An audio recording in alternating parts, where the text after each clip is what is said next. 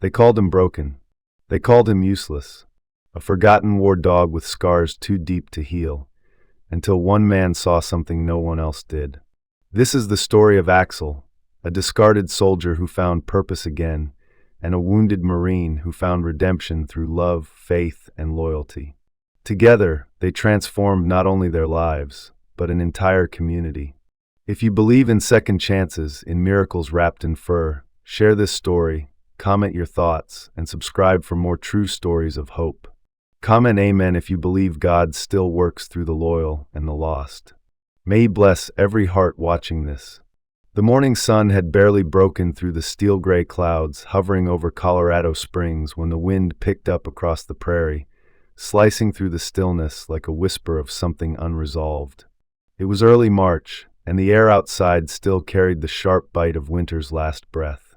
Inside a dimly lit barn-turned auction house on the outskirts of the city, the cold lingered in the concrete floor, curling around the boots of the people gathered, some sipping coffee from styrofoam cups, others rubbing their hands for warmth. The chatter was low, impatient, the kind that fills a space when no one really wants to be there, but has come for a bargain or out of boredom. A battered wooden sign outside read Benton County Surplus and Stock Auction, but what lay at the center of attention was no farm equipment or leftover estate furniture. It was a dog. A German shepherd, his once regal coat dulled by neglect, ribs showing under faded fur mottled with scars, lay motionless in the middle of the concrete floor. He didn't bark or whimper. He barely breathed. His name, for now, was Axel. Axel was 6 years old, though the weight of his eyes suggested a lifetime of war. His ears, one nicked and torn, twitched occasionally, reacting to sounds only he could hear. His left hind leg bore an old injury, part healed, part forgotten. Around his neck was a frayed nylon collar, the metal ring bent and rusted. He had served 3 tours overseas, though no one in the barn cared. They only saw what time and trauma had left behind, a broken creature that didn't even lift his head when laughter echoed off the walls. "Looks like someone forgot to take out the trash," one man muttered, drawing chuckles from a few others standing near the back. "Not worth a damn dime," another added, shaking his head. The auctioneer, a short, wiry man with tobacco-stained teeth and a tired voice, tried to push past the ridicule. "Opening bid at $50. Anyone?" No one responded. The auctioneer cleared his throat. "He's got military papers, full service record. Trained. Just needs work." More silence. That's when a chair scraped loudly against the concrete, drawing all heads toward the back corner. Standing there was a man whose presence seemed to silence even the wind leaking in through the cracks in the barn walls. Luke Morgan, 35, broad-shouldered with a posture that hadn't quite given up the habits of war, stepped forward. He wore a faded olive-green Marine Corps jacket, patched at the elbows, and jeans caked with ranch dust. His jaw was square and clenched, his face lean and weather-beaten, and his hazel eyes held a storm that hadn't yet passed. His brown hair was cropped short, more out of habit than style, and a faint scar ran along his left temple, an old injury that refused to disappear, like the memories it carried. "I'll take him," Luke said, voice low but steady. The crowd went still. A woman near the front coughed. The auctioneer blinked. "Sir? Did you say $150? "That's my bid," Luke said, walking slowly toward the center, where Axel still didn't move. "That's all I got in cash. Take it or leave it." The auctioneer looked around, waiting for someone to outbid. No one did. "Sold," he said finally, his gavel striking the podium with a hollow clack. Claire Mitchell, who had been leaning against a post near the far wall, finally exhaled. She was in her mid-40s, tall and slender, with ash-blonde hair pulled back into a loose ponytail and kind, tired eyes behind rectangular glasses. A well-worn leather vet bag rested at her feet. Claire had worked as a veterinarian in El Paso County for nearly 20 years, and though she rarely got involved in government surplus auctions, this one had drawn her out of bed before sunrise. She had seen Axel's records when he was transferred into civilian custody and tried, unsuccessfully, to halt the auction through official channels. Bureaucracy had stopped her, as it often did, but she wasn't the kind to walk away. She had known animals who came back from war more broken than their human counterparts, and Axel's file had read like a tragedy still unfolding. As Luke approached the dog, Claire stepped forward but kept a respectful distance. "He won't move," she said softly. "He's been lying there like that for hours. Won't eat. Won't respond." Luke crouched a few feet away from Axel, boots planted firmly on the floor, arms resting on his knees. "Hey buddy," he murmured. "Name's Luke. I'm not here to hurt you." Axel's ears flicked, ever so slightly. "That's it," Luke whispered. "I get it. You don't trust anyone. That makes two of us." Claire stepped beside him, her voice low. "They've been calling him Axel. That's not his original name, just what the handlers used when they processed him through. I tried to get access to his real record. Got stonewalled. Military red tape." Luke nodded, not taking his eyes off the dog. "They gave up on him." Claire didn't reply. She didn't have to. The paperwork took less than 15 minutes. No background check. No questions. Just a liability waiver and a cash exchange that felt more like a bribe. The auctioneer handed Luke the leash, a worn leather strip cracked with age. "You'll want a muzzle," he added almost offhand. "Dog's unpredictable." Luke didn't answer. Instead, he remained by Axel's side, not touching, not crowding, simply existing beside the dog as if to say, "I'll wait." No rush. 2 hours passed. The barn emptied. Claire lingered by the door, arms crossed, watching in quiet hope. The sun had risen fully now, casting long beams through the upper window slats. Luke finally stood, stretching the stiffness from his knees, and turned to the door. Axel didn't move. Luke walked a few steps, then paused, turning back. "You coming?" Axel lifted his head, just slightly. Then, as if some ancient instinct woke within him, he rose. He limped at first, the injury in his back leg stiff, but he walked. Slowly, deliberately, he followed Luke across the floor, past the auctioneer's table, and out into the Colorado morning. Claire watched from the threshold as the pair walked toward an old Chevy pickup truck with rust along the wheel wells.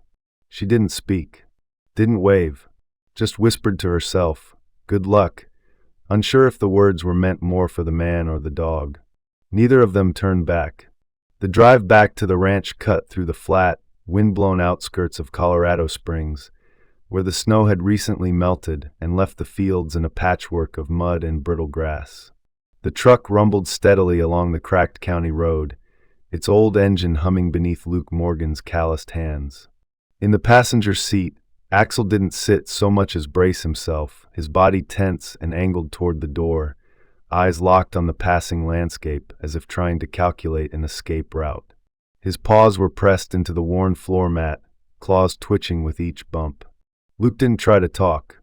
He simply let the silence stretch, broken only by the occasional rasp of Axel's shallow breath or the rattle of loose change in the cup holder. Luke's ranch sat on the edge of a dying forest line, where pine trees met the open plains and the old fences had begun to sag with age. The two-story farmhouse, built by his grandfather in the 50s, stood weathered but upright. Its paint had long since faded from white to a dull gray, and the porch sagged under its own history. Behind the house, a converted barn stood half empty, its wooden slats recently reinforced but still scarred from storms and time. Luke parked near the front and stepped out slowly, his boots crunching into gravel. He left the passenger door open, not expecting Axel to follow. Sure enough, the dog stayed put, body rigid, eyes darting from the open door to the horizon, weighing threats and decisions. "I'm not going to make you," Luke said, voice low and even. "Doors open when you're ready." He walked around to the back of the truck, pulled out a bag of dog food and an old blanket, and headed toward the barn. By the time he returned, Axel had stepped out of the cab. Not eagerly, not even cautiously, just out of necessity. He didn't look at Luke, didn't sniff the air or explore. He simply padded a few feet from the truck and dropped to his belly in the dirt, head on his paws, ears flat against his skull. His eyes watched every movement with quiet calculation. Luke set the bowl of food down just far enough away to give Axel a choice, and sat on the porch steps with a thermos of stale coffee. The sky had shifted from gray to a burnished bronze, the sun descending behind the peaks of the Front Range. Crows wheeled above in noisy spirals. For the next hour, nothing changed, until the screen door creaked and someone else stepped into the dying light. Claire Mitchell approached with a familiar softness in her step. She wore a forest green utility jacket over jeans and scuffed hiking boots, her long stride confident, but her hands gentle as she cradled her vet bag. Her breath misted in the cooling air, but her tone stayed warm. "Thought I'd check on him," she said, giving Luke a nod. "He hasn't moved much," Luke replied without rising. "He got out of the truck on his own." "That's something." Claire offered a small, weary smile. "It's more than something. You're doing better than most already." As she took a few slow steps toward Axel, her body language deliberate and unthreatening, the German shepherd's posture changed in a flash. His body tensed, and his lips curled, releasing a low, vibrating growl that stopped Claire in her tracks. She didn't flinch, but she didn't push forward either. "Okay," she murmured, crouching just where she stood. "No touching today." "I hear you, buddy." Luke stood, walked over, and eased beside Claire, crouching too. "It's the bag," he said. "He saw it and lost it." Claire nodded. "Medical trauma response. I've seen it before, but not this strong. Someone hurt him with tools that should have helped." They both fell quiet, the wind brushing over the tall, dry grass. "He was just lying there," Luke said softly. "In that barn." They didn't even try to cover the scars. Claire pulled her gaze away from Axel long enough to glance at Luke. "Some dogs don't come back from it." "He will," Luke said, not as a hope, but a fact. "He's still in there." Axel hadn't moved during the entire exchange. His body remained low, but his growl had faded into a rasp, and his eyes had stopped darting. They now followed movements with intent rather than fear. Claire stood slowly, backing away with careful grace. "I'll come back tomorrow." Let him set the pace. As she returned to her truck, a new figure appeared at the edge of the property. It was Richard Green, a neighbor from 2 properties over. In his 60s, with a stiff gait and a face carved deep by wind and sun, Richard wore a dusty leather jacket and held a bag of grain under one arm. He had heard about the auction from the feed store and come to drop off supplies. "Didn't think you were the rescuing type, Luke," he said, offering a short nod toward Axel. Luke didn't answer right away. "Neither did I." Richard stayed a few minutes, made small talk about fence repairs and the latest local gossip, then left the grain by the porch and drove off in a rusty Ford with a cracked windshield. Axel watched the man the entire time but didn't growl, just observed, his ears twitching to every sound. When the evening finally descended and the moon rose faint behind a shroud of clouds, Luke tossed a second blanket onto the porch and returned inside. He left the door ajar. Axel did not come in. Instead, he lay pressed against the wooden fence near the back of the house, just far enough to feel like he could run if needed, but not so far that he couldn't see the front door. He didn't eat the food, didn't drink the water. He just existed, watchful, wired, still lost in a landscape only he could see. Inside, Luke stared out the kitchen window, arms crossed. He didn't try to force anything. The healing wouldn't be in the words or the food. It would be in the silence, in waiting. As midnight passed, the wind died down, and the ranch fell into a hush. For the first time in years, Luke left his porch light on. The sky that morning had worn the color of old bruises, purple around the edges, gray at the heart, and by afternoon the wind had begun its slow, circling dance over the Colorado plains. Luke Morgan could feel it in the air long before the clouds split. He stood at the edge of his porch, one hand wrapped around a chipped coffee mug, eyes on the distant line of trees that bordered his ranch. The temperature had dropped, and the birds had gone silent. Axel lay curled in the same patch of earth beside the western fence, just out of reach but always watching. His ears twitched with every shift in the wind. His body was still tense, but it no longer screamed survival. It merely hummed it quietly, like a scar humming beneath old skin. Luke hadn't pushed him. In the 2 days since bringing Axel home, he'd learned that silence spoke better than kindness. Each night, he left the porch door open, and each morning he found Axel a few feet closer. Not much, just inches, but it meant something. This morning, when Luke had walked to the barn to feed the horses, Axel had followed, no closer than 10 yards, but there, shadowing him like the ghost of trust not yet buried. By late afternoon, the sky collapsed inward. Thunder rumbled so far away at first that it might have been the low growl of an engine. Then came the wind, then the light. Lightning etched ragged white cracks across the darkening sky, and the first boom of thunder sent a murder of crows scattering from the barn roof. Luke turned to call Axel in, but the dog was already gone. At first, Luke thought he might have taken cover under the back deck, a spot the barn cats sometimes used during winter. But there was no sign of him. His food bowl remained untouched. A second crack of thunder pealed across the land, and from somewhere near the tree line, Luke thought he heard something. A yelp or bark. A cry. He dropped the mug, boots already pounding the mud-soaked path past the barn. The rain fell in earnest now, sharp as needles, driven sideways by the wind. Lightning flashed again, illuminating the twisted lines of trees and the glint of wire fence. No sign of movement. "Axel!" Luke shouted, his voice swept sideways by the storm. "Axel!" The only response was the roar of wind through bare branches. Luke pressed onward, heart pounding in rhythm with each footfall.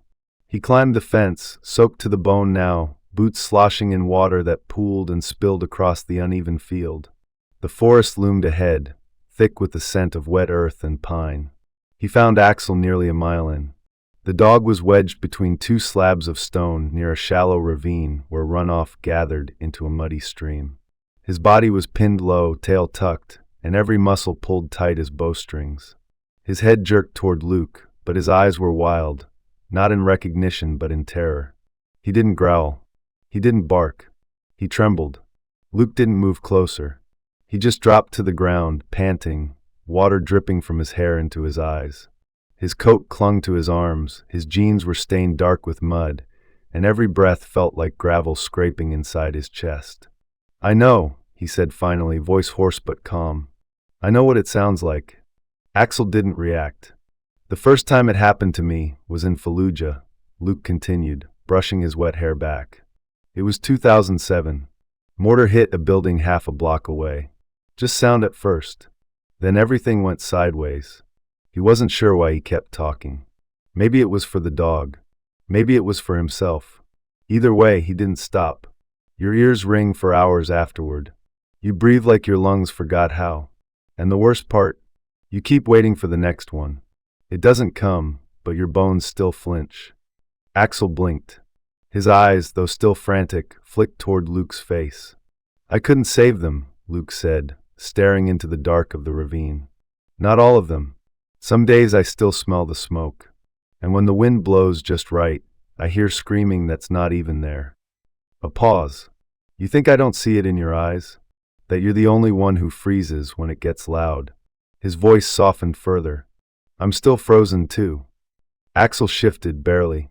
His paws moved in the mud, and for the first time, his tail untucked just slightly. He lowered his head, not in submission but in something closer to exhaustion. "You don't have to come out now," Luke whispered.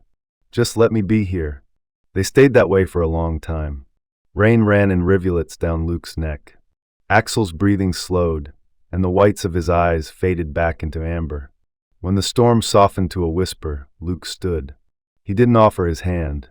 He just turned and walked back through the trees, never once checking over his shoulder. 20 yards later, he heard the wet slap of paws behind him. Back at the ranch, the porch was slick with rain. Luke grabbed 2 old towels and laid one beneath the awning. Axel, still wet, settled there, his body curled against the wall, not trembling now, just tired. Luke dropped the other towel beside him and sat with his back to the post. They didn't speak. They didn't need to. Hours passed. The wind calmed. The sky broke open to stars.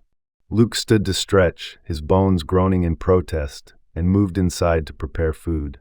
He returned with a small bowl, half filled, nothing fancy, and set it near Axel's feet. The dog lifted his head, watched, waited.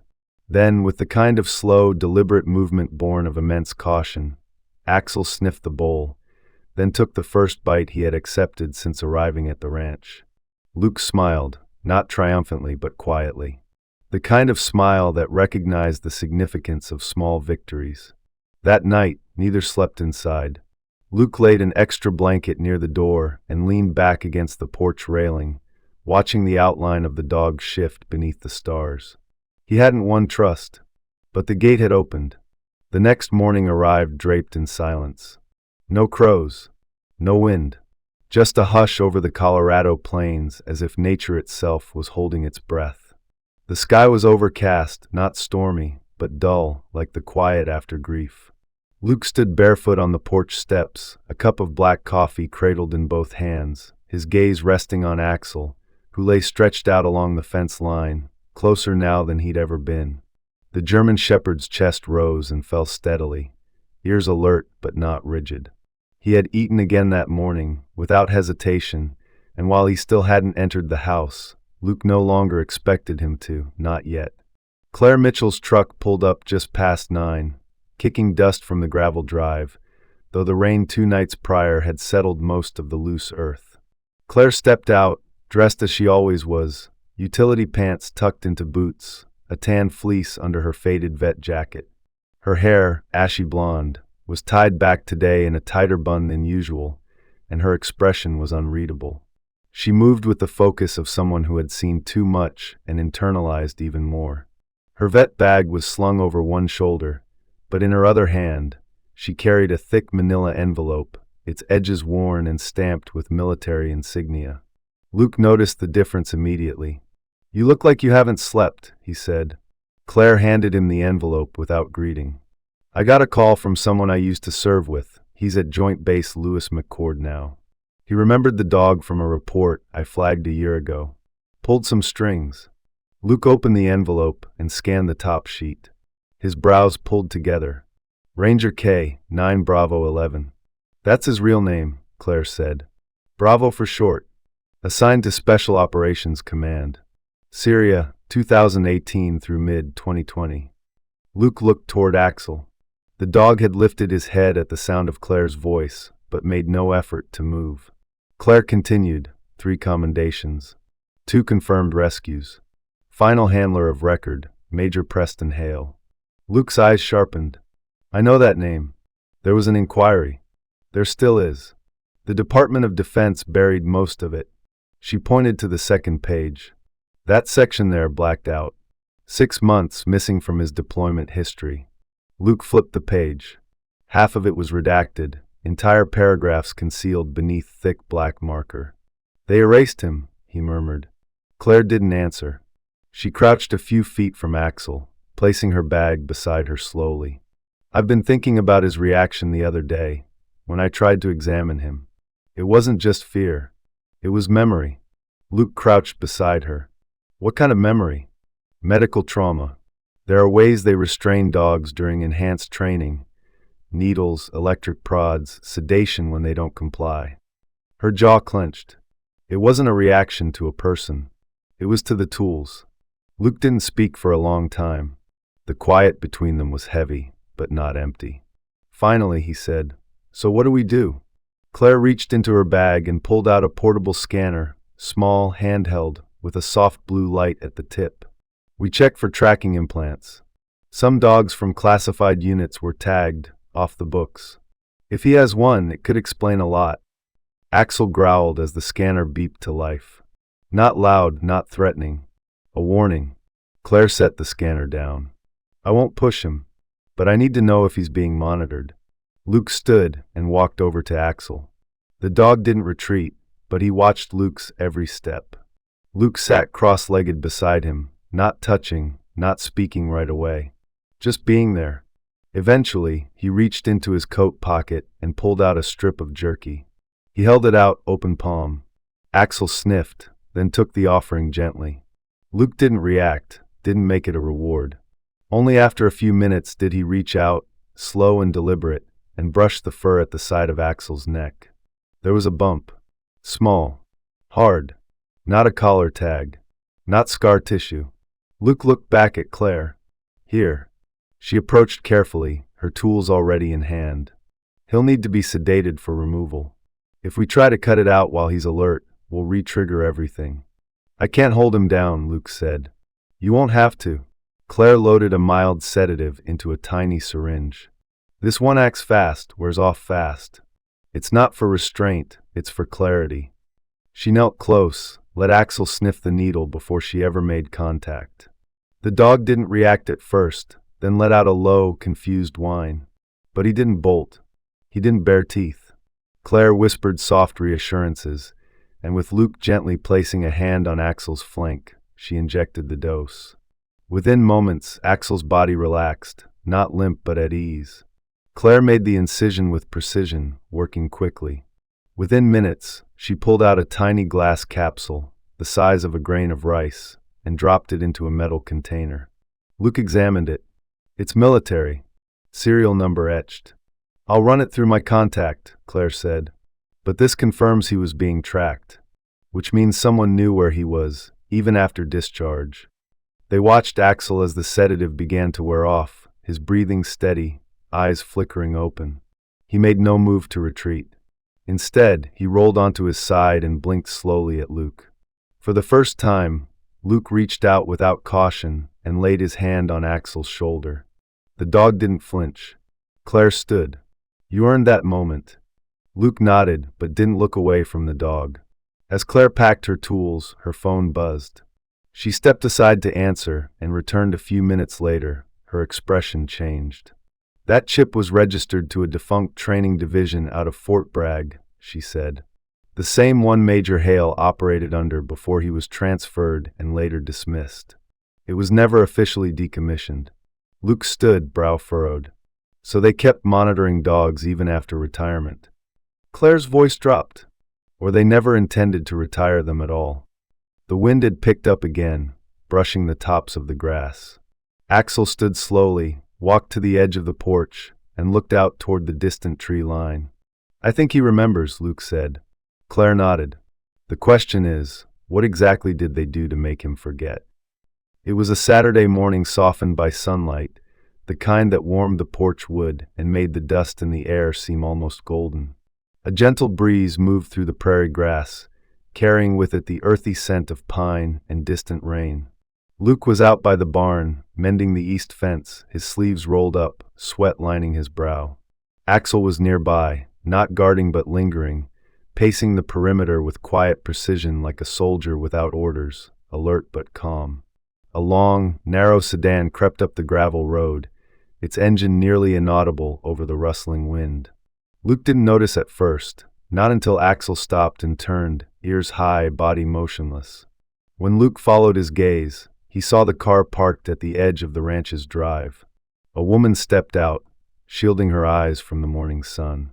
She was tall and willowy, maybe in her early 40s, with honey blonde hair pulled into a low bun and a frame that seemed more fragile than it should have been. She wore a denim jacket over a gray cotton dress that reached her boots. In one hand, she clutched a worn leather-bound book. Her expression was tightly composed, but there was something tremulous in her eyes, like glass bracing under pressure. Luke approached slowly, wiping his hands on a rag tucked into his belt. "Can I help you, ma'am?" The woman looked at him with a mix of hesitation and recognition. Her voice was soft, but carried conviction. "I'm Emily Grant. My husband was Lieutenant Nathan Grant. You served with him in Fallujah." Luke froze, the name striking like a bell in a cathedral. Nathan Grant. The medic who had patched up half their unit in firelight and chaos. The man who once laughed in foxholes, who died 2 weeks before deployment ended. Luke swallowed. "Yes," he said. "I remember."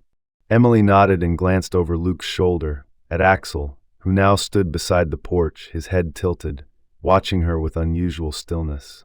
Her voice cracked. "Nate wrote to me. He said there was a dog. A German shepherd. Said it saved their whole squad." Luke turned to look at Axel, then back at her. "That's him." Emily took a trembling step forward. The leather journal in her hands seemed to anchor her more than anything else. "May I?" Luke didn't answer, just stepped aside. Axel didn't move as Emily approached.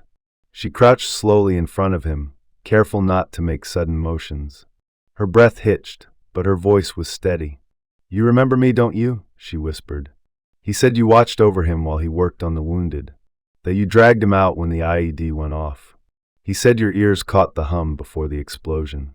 That you didn't run. You stayed." Axel's body tensed, but didn't retreat. When Emily reached out her hand, palm up, he sniffed her fingers. Then something extraordinary happened. He leaned forward, pressing the top of his head gently against her chest. Emily broke. Tears streamed down her cheeks as she wrapped her arms around him. Not tightly, just enough to feel he was real. Axel didn't pull away. He stood there, grounded and unmoving, as if giving permission for grief to exist in the open. Luke watched in silence from the porch steps, arms folded, the back of his throat tight.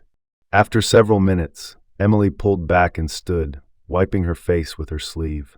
"I'm sorry," she said softly. "I didn't plan to. I didn't know I'd feel this much." "No apology necessary," Luke said. He never let anyone touch him before. "Not like that." She nodded, then held out the leather journal. "I came because Nate left this with me. Told me to only open it if something ever felt wrong about the way he died. I didn't understand then, but after your name came up in an article about retired service dogs, I remembered the way he talked about Bravo." Luke hesitated, then took the journal and opened to the marked page. The handwriting was neat, deliberate, and emotionally restrained in a way only military personnel could master. March 2nd. Hale's methods are getting more extreme. The dogs are reacting, aggression, withdrawal. Bravo's been forced into night drills for 10 hours straight. He collapsed last week. I filed a concern, but Hale shut it down. Something's not right. These aren't training sessions, they're punishments. If anything happens to me, I want someone to know. Luke handed the journal back with a grim expression. He knew something was coming. Emily hugged it to her chest. He was trying to gather evidence. There were whispers about dogs being discharged early, but he didn't know how far it went. Axel had now settled beside Luke's feet, his posture protective yet calm. Emily looked at the dog again and smiled through her tears. He remembered. All of it. Luke nodded. He didn't just survive it. He carried it back. They sat on the porch as the day grew brighter. Emily sipped the coffee Luke had brought out while Axel lay nearby, dozing in the shade for the first time since arriving at the ranch. Emily told stories about Nate, his calm under pressure, the way he sang off-key to injured soldiers, the stupid jokes he used to make about army beans. Her voice was light, but laced with sadness, like a song played in a minor key. Eventually, she stood to leave. "I don't know where this ends, but if you keep looking into it, let me know what you find." "I will," Luke promised. "And thank you for sharing him. And this." She knelt once more to kiss Axel gently on the head.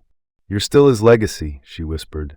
Then she was gone, her car disappearing down the long road, dust curling behind her like a slow goodbye. That night, Axel didn't sleep on the porch. He curled up at the threshold of the door and stayed. The morning sun hung low in the sky, filtered through a veil of thin gray clouds that made the air feel heavier than usual. Spring in Colorado Springs often carried that eerie silence, when the grass stood still and the wind seemed to listen. Luke had just finished stacking a fresh pile of firewood near the back shed when he saw the dust trail on the gravel road leading to the ranch. His instinct tensed before his thoughts caught up. Axel, who had been lying under the porch, rose silently and stared down the drive, ears forward, body stiff. A dark SUV rolled to a slow stop near the fence. It was sleek, black, and polished too clean for country roads. The engine idled a moment before the doors opened. Two men stepped out. The first was stocky, with a square jaw and deep-set eyes, dressed in a pressed navy suit and tie, his salt and pepper hair cut with military precision. His posture was confident, almost rehearsed. The second man was thinner, taller, in a charcoal coat with a subtle bulge near his waist, a concealed holster, no doubt. He had pale skin, a narrow face, and the calm, unreadable expression of someone trained to say little and notice everything. The older man smiled as he approached. "Mr. Morgan, I presume?" Luke didn't answer, his body still, his hands clenched.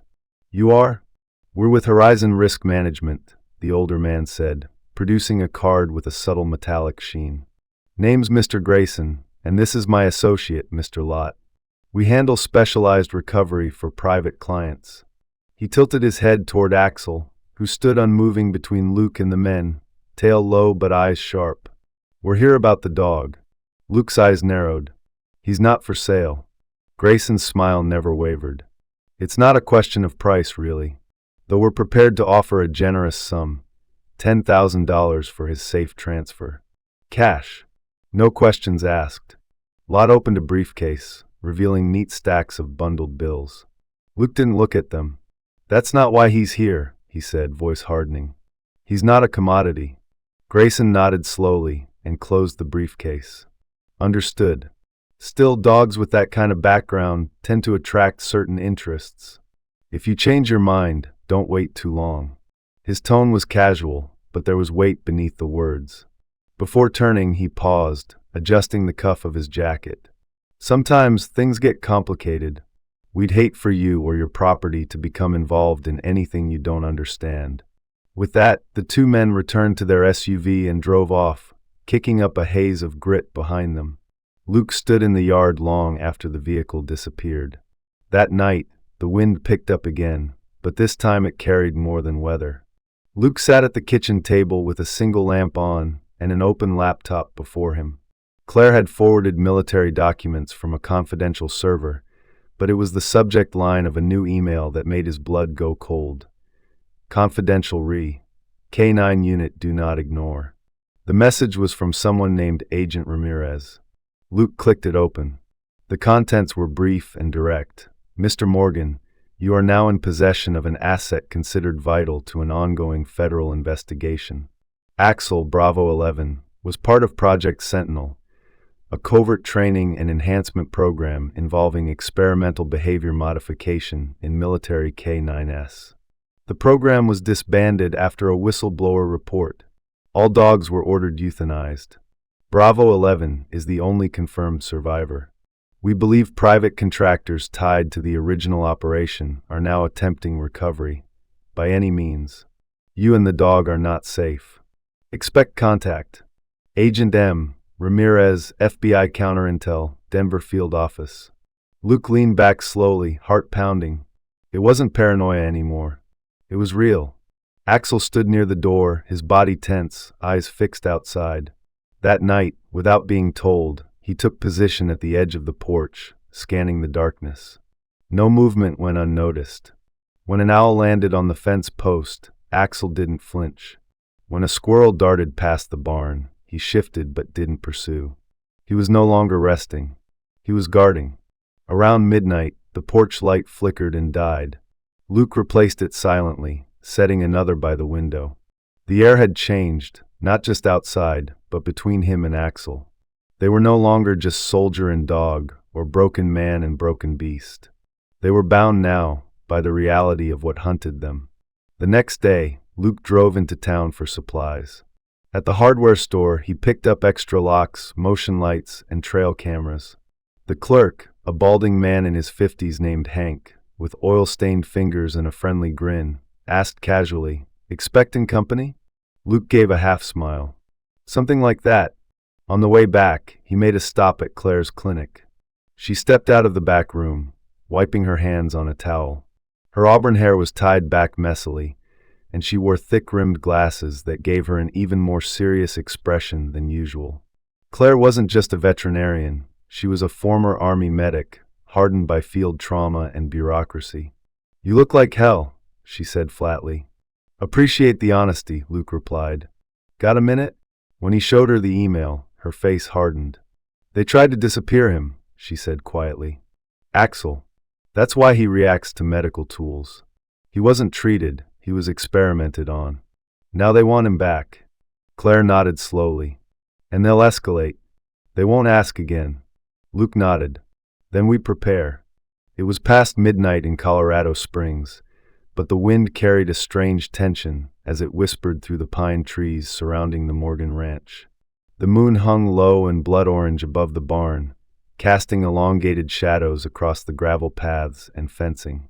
Inside the modest farmhouse, Luke Morgan sat near the window, his silhouette barely visible behind drawn curtains. He had taken to sleeping in short shifts, his boots still on, rifle leaned against the wall. On the porch, Axel lay silent, motionless except for the subtle twitch of an ear, a breath too still for rest. Something in the air was off. Axel moved before Luke heard it. The German shepherd rose like mist off the ground, nose to the wind, tail stiff. He growled, low and primal. Luke snapped awake fully, grabbing his rifle, and moved to the door without needing a word. They had trained for this kind of movement years ago. The roles had simply returned to them like muscle memory from another life. Luke turned off the porch light and slipped outside into the hush of night. The ranch was vast, nearly 30 acres of overgrown pasture and decaying fence posts, bordered on the back by a dry creek and a thicket of aspens. That night, the darkness moved unnaturally. Luke caught it, a ripple in the line of trees. He squinted and raised his scope. Shadows. 4. Maybe 5. Spaced wide. Military formation. Not coyotes, he muttered. Axel was already ahead, body low, eyes gleaming. A crack echoed behind the barn, then another. Flashbangs. Luke ducked behind the hay trough, his heart pounding but mind oddly calm. He could feel Axel slipping away toward the left flank. "Attaboy," he whispered. Then all hell broke loose. 2 men in black tactical gear rushed the porch, silent, fast, trained. One reached for the door handle when Axel launched from the shadows, knocking the man down with a guttural snarl. The second man turned too late. Luke stepped into the open, rifle aimed. "Move and you're done." The man hesitated, just enough for Axel to pin the other attacker fully. From the woods came 3 more. One held a suppressed weapon, sweeping the side yard. Luke ducked behind a water trough and fired a warning shot. I don't miss the second. More figures scattered. It wasn't a full-out assault, it was a retrieval. Fast in, fast out. But Axel wasn't letting them go easy. From the road beyond the trees, tires screamed and headlights crept up the drive. Luke's chest tensed until he heard the voice. "Sheriff's Department. Drop your weapons." Red and blue lights flooded the field. The attackers froze. Sheriff Tom Landry emerged first. A tall, broad-shouldered man in his 60s, with a thick silver mustache and a permanent squint. He wore his tan uniform like a badge of memory rather than duty, faded, worn, but with pride. His German shepherd partner had been killed 3 years ago in a failed operation tied to Major Hale's programs. Since then, Tom had taken a personal interest in every case that even sniffed of Black Ops abuse. He looked over the scene with grim approval. "You all right, Luke?" Luke nodded. "Better now." Behind him came 4 more vehicles. Out stepped men and women of various builds, most in plain clothes, some in flannel, some in tactical vests, but all with the posture of veterans or ex-lawmen. Hank, the hardware store clerk, brought a shotgun. Maria, the former police dispatcher, carried a med bag and a Colt .45. It was a strange militia, but they were family now. Tom knelt beside Axel and patted his side. "You remember me, don't you, boy?" Axel didn't flinch. He gave one short huff, almost a nod. "You did good tonight." The intruders were restrained, weapons confiscated. IDs were fake. Vehicles stolen. Radios encrypted. They wouldn't talk. Tom growled. "Hale's fingerprints all over this." Luke stood in the center of his property, watching the flicker of flashlights sweep across the field. The barn door had a fresh bullet hole. A window in the kitchen was cracked. But no one had died. Not tonight. And that was a win. By dawn, they had a plan. Tom called in favors. A portable perimeter sensor array was brought in, used in old SWAT operations. Floodlights were mounted around the barn. Luke's farmhouse was turned into a command post, with secured communications patched through a van parked outside. Claire arrived with supplies and 2 deputies. Emily came too, carrying a thermos of coffee and a duffel full of dry clothes. Even Axel's behavior changed. He patrolled now, not just watched. His movements were coordinated, disciplined, like the soldier he once was. He even slept at the foot of Luke's bed, ears twitching through the night. Later that evening, under the amber glow of the barn's floodlights, Tom approached Luke by the fence. "They'll be back," he said. Luke nodded. "Then let them come. But next time we'll be waiting." The morning sun rose over Denver with a subdued golden light, warming the sleek glass facade of the Centennial Tactical Training Center, a private compound nestled among hills northeast of the city. Once a haven for elite security demonstrations and tactical investor showcases, today it had the unwelcome feel of a trial ground. Inside the compound's wide-open arena, bleachers had been arranged in tiers facing a central performance field surrounded by mesh fencing. Suited investors mingled beside military contractors and federal observers, sipping lattes and jotting notes. But beneath the polished surface, tension brewed like a storm pressed against a window pane. Luke Morgan arrived without ceremony, stepping from a battered truck covered in red dust and dried pine needles. He wore his marine dress shirt tucked into faded jeans, boots scuffed from the rocky soil of his grandfather's land. Axel padded beside him, upright and calm, his gait steady. His coat had regained its shine, but a scar along his right flank remained, a stark reminder of who he had been and who he had survived. At Luke's side was Special Agent Elena Ramirez, a lean woman in her early 40s with sharp cheekbones, short chestnut hair streaked with silver, and a cold, measured confidence in her gaze. A 10-year veteran of the FBI's Internal Corruption Division, she had traded tailored suits for black tactical pants and a windbreaker bearing the faded yellow letters, FBI. In her hand was a secured black briefcase, chained at the wrist. Inside the arena, the host of the day, Dorian Vexley, a smooth-talking executive from Arctech Defense Solutions, welcomed the guests. Mid-50s, with slick gray hair and a permanently smug smile, he wore a navy blazer over a tactical vest, trying too hard to merge Wall Street and battlefield bravado. "Ladies and gentlemen," he called into the mic, "today you'll witness firsthand the future of canine battlefield coordination, results of our enhanced compliance protocols." Standing discreetly behind Vexley was Major Preston Hale. He wore civilian clothes now, beige slacks, dark jacket, but there was no mistaking him. Broad-shouldered and severe, Hale had a clean-shaven face with thin lips and calculating eyes. His hands were behind his back, boots polished as if still in service. When he saw Axel, something flickered in his eyes, recognition, annoyance, and fear. Luke and Agent Ramirez approached the central demonstration ring. "You're not scheduled," Vexley began, his voice tight, glancing at Hale. "This is a controlled. We have federal authority," Ramirez cut in, her voice sharp. "Proceeding under Title 18, Section 241. Interference will be documented." The arena quieted. Investors lowered their phones. Cameras clicked. Hale's jaw clenched. Luke stepped into the ring with Axel, calm and deliberate. "I'm Luke Morgan, Marine Corps vet. I'm not here to sell anything. I'm here to expose a crime." He unlatched a flash drive from around his neck and inserted it into the projection terminal. The display above flickered, then stabilized. Footage appeared, grainy but damning. Military training exercises deep in a desert outpost. Men in black gear shouting, dogs yelping. Scenes showed brutal conditioning protocols, electrical stimulation, starvation-based obedience, chemical suppressants. And in one of them, a younger Axel, muzzle bloodied, staring blankly at a wall. A voice off camera. "Bravo 11, reinitiate sequence." Luke continued. "This was part of a black project, unapproved, undocumented. These dogs weren't trained. They were tortured. And the man behind it," he turned toward Hale, "was standing right here." Agent Ramirez opened her briefcase, pulling out printed transcripts, test results, whistleblower statements, including one from Emily Grant's late husband, Lieutenant Nathan Grant.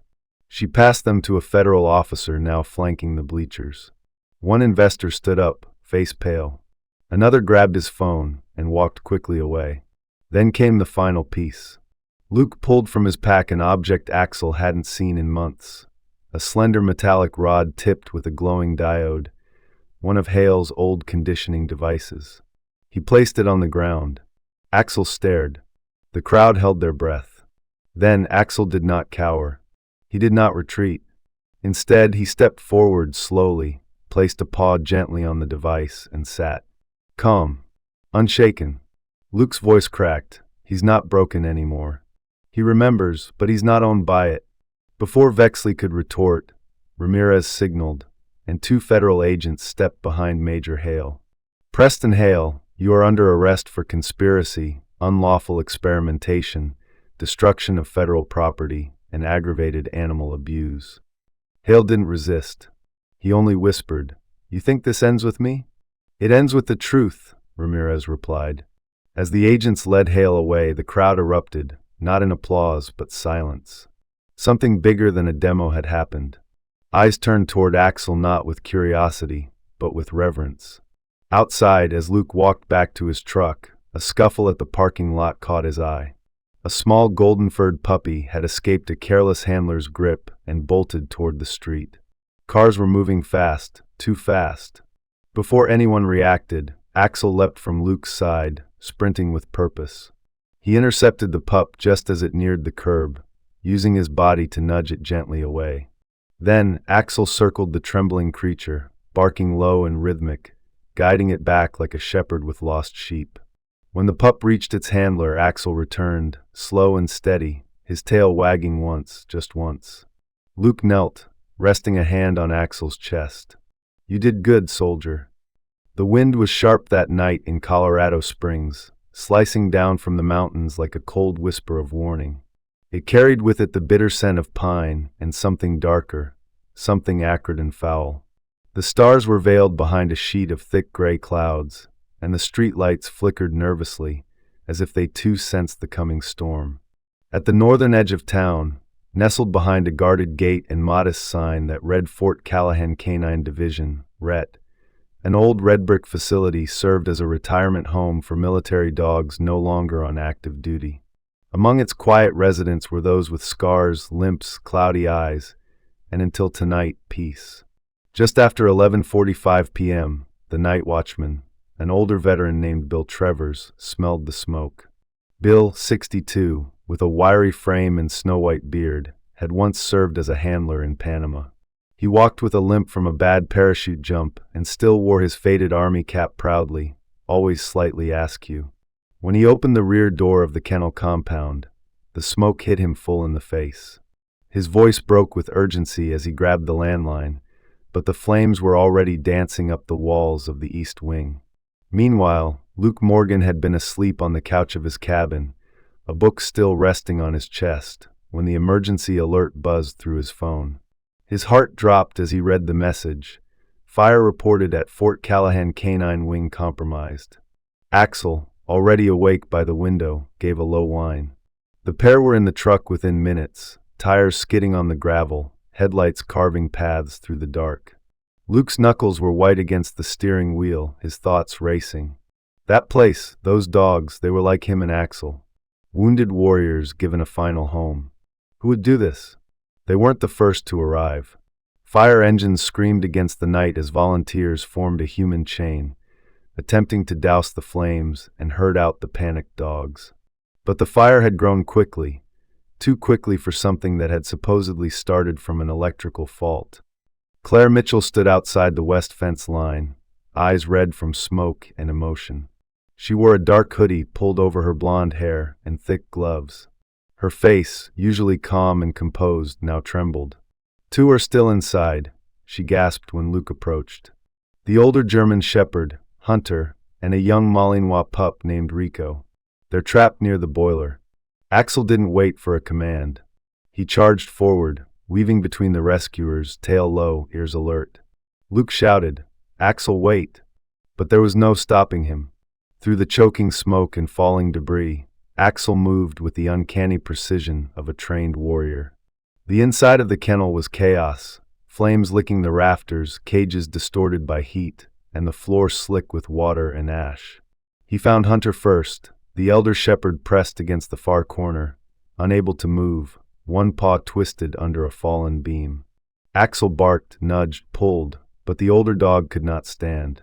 And then, from a whimper nearby, the puppy, Rico, emerged from behind an overturned table, eyes wide with terror. Axel made a choice.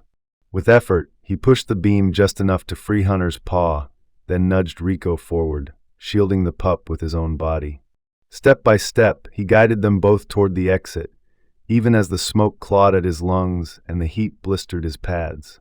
They made it just past the entrance when a sudden burst of flame exploded from the left wall. Axel turned instinctively, taking the brunt of it across his side to shield the others. When Luke finally reached them, Axel was on the ground, sides heaving, fur blackened, and eyes fluttering. Luke dropped beside him, pulling his body into his arms. "I got you, buddy. You did good. You did real good." At St. Mary's Animal Trauma Unit, a converted wing of the local veterinary clinic, the lights burned all night. Axel was rushed inside, intubated, sedated, burns cleaned, oxygen given. Claire worked alongside a trauma team, her hands steady but her lips murmuring silent prayers. Outside, something remarkable happened. Word spread fast in a town like this. Before long, the parking lot was full. Not with press, but people. Dozens, then hundreds. Old men in weathered uniforms leaning on canes. Children with cardboard signs that said, "Stay strong, Axel." Women who had lost sons and soldiers who had lost limbs. They came in the cold and waited.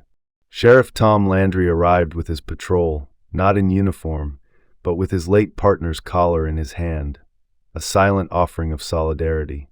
Luke stood just beyond the door, staring through the glass at Axel. His hands were shoved into his jacket pockets, jaw tight, eyes red. He didn't speak until Claire walked out around 4 a.m., her scrubs soaked with antiseptic and sweat. "He's alive," she said gently. "But he's not out of the woods yet." Luke broke. He sat on the curb and wept. For the first time since Fallujah, since the casket of Nathan Grant, since the day he walked away from war without a compass, he allowed himself to cry. "I can't lose him," he whispered. "Not him too." Inside, Axel slept. His chest rose and fell, shallow but steady. And beside him, in a crate warmed with blankets, little Rico curled into a ball, safe, thanks to the one they called Broken, but who had become so much more. The first light of dawn crept across the foothills of Colorado Springs, casting long golden shadows over the newly built sanctuary. Morning dew clung to the tall grass, and the air buzzed faintly with birdsong and the soft patter of paws. At the center of it all, Axel lay on the wooden porch of the main lodge, his coat now marked with scars that told stories of fire and survival. His ears twitched at the distant yips of younger dogs at play, but his eyes remained steady on the horizon, as if guarding not just the land, but the fragile promise of peace it represented. Axel had survived. Weeks of intensive care, skin grafts, and slow, painful recovery had brought him back from the brink. Claire had stayed by his side every night, whispering updates from the outside world, reading to him from military field journals and dog psychology manuals, anything to remind him he was needed. Luke never left either, pulling night shifts just to stroke Axel's fur when the nightmares came. He rarely spoke during those hours, but the silence between them said more than words. News of Axel's heroism had traveled beyond Colorado. A viral photo of him, bandaged and half-conscious, lying beside the rescued pup Rico in a hospital crate, had stirred public outcry. Veterans organizations began lobbying, celebrities lent their voices, and for the first time in decades, legislation moved fast.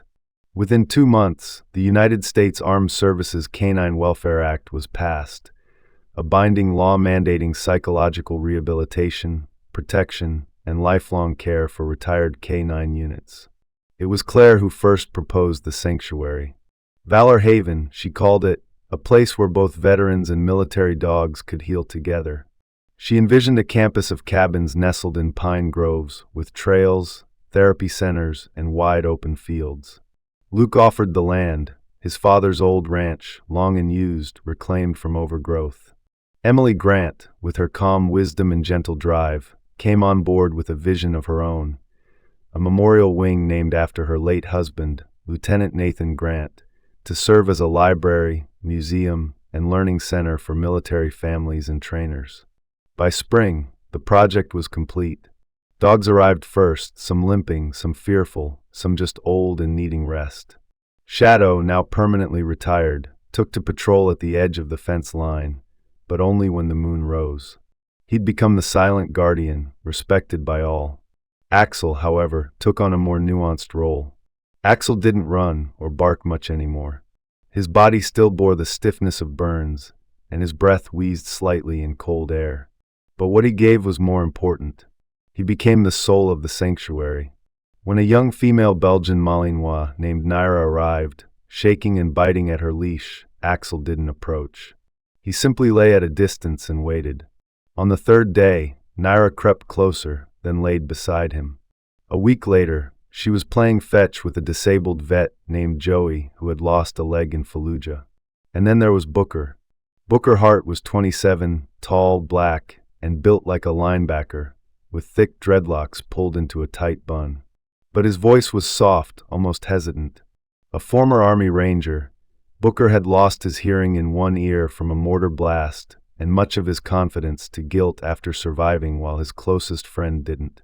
He'd come to Valor Haven through a VA referral and hadn't spoken a word his first week. That changed when he met Axel. Booker spent hours just sitting near the dog, watching how Axel commanded the younger canines without aggression. One afternoon, as Booker crouched to refill the water basin, Axel leaned into him, pressing his scarred shoulder against the man's chest. Booker froze, then began to weep. No one said anything. Claire simply placed a blanket nearby and left them to it. Emily's library became more than a memorial. With floor-to-ceiling shelves of field journals, photo albums, and archived reports, it attracted trainers, handlers, and high schoolers working on term papers. The heart of it was a small glass case containing Nathan Grant's last notebook, open to the page where he'd written, "They push these dogs past their limits, and yet they still choose us. We don't deserve them, but we must protect them."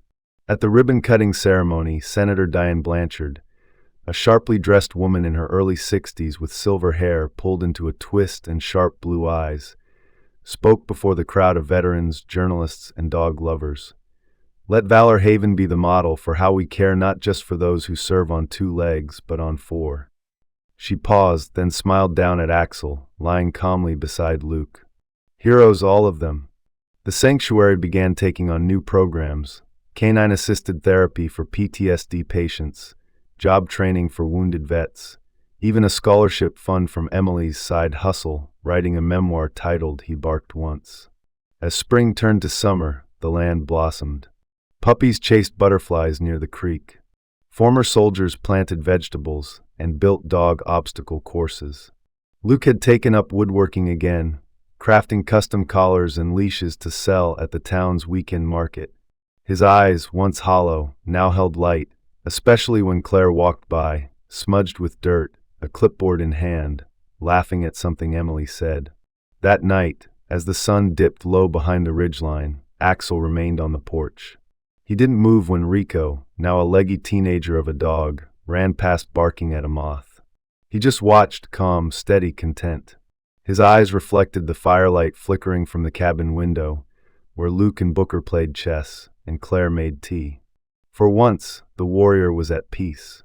Axel's story is more than just a tale of rescue, recovery, and redemption. It is a quiet miracle wrapped in fur, scars, and loyalty. It reminds us that even when the world breaks us, God sends unlikely angels, sometimes in the form of a wounded soldier, a grieving widow, or a dog who refuses to give up. What happened at Valor Haven wasn't just human effort, it was grace. Divine grace that healed a broken animal, mended shattered hearts, and sparked a movement to protect the voiceless. The fire didn't win. The past didn't win. Love did. And isn't that just like the Lord? He uses the least expected to deliver the most profound hope. A dog thought to be discarded became the light for many. And through his scars, we see the hand of a God who never abandons, who restores, and who calls each of us to do the same: love deeply, protect fiercely, and forgive fully. If this story touched your heart, let it become a prayer for those still fighting their own silent battles. Share it. Comment your thoughts.